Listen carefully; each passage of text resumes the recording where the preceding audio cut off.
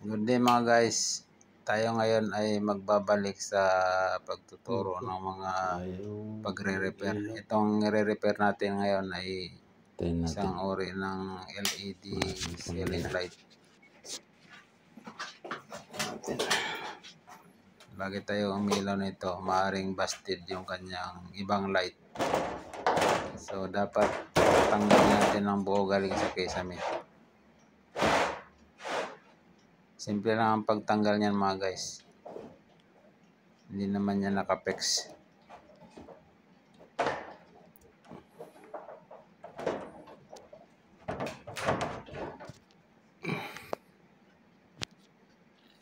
Malaki itong LED ceiling light na ito.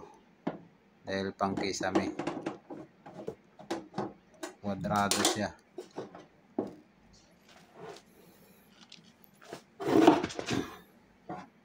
Kailangan siyang buksan. May mga tornilyo sa gilid yan.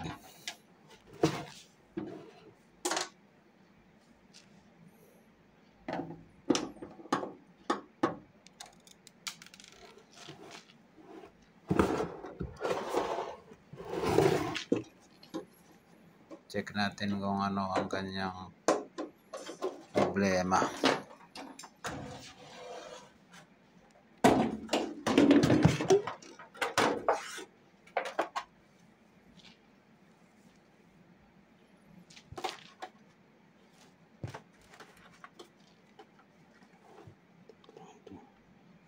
Yung tatlong yan ang ayaw umilaw.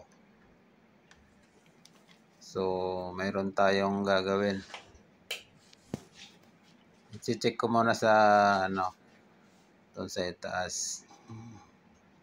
Ayun, yung tatlong yan ang hindi umiilaw. Yun yung busted. So, tatanggalin ulit natin. Kailangan mayroon kayong lead or solda. Ayan, para maikabit ng maayos yung wire. Nga pala, positive, negative lang yan. Yung isa, yan, dyan banda ay negative. Yung banda doon sa mayroong unahan ay positive. Para umilaw.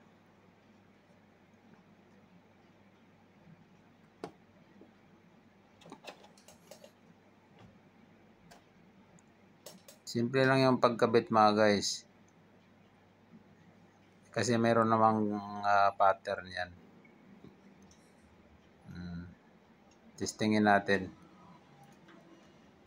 O ayan o.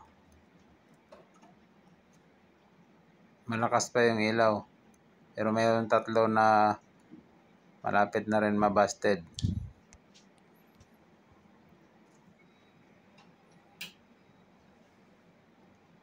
Ayun.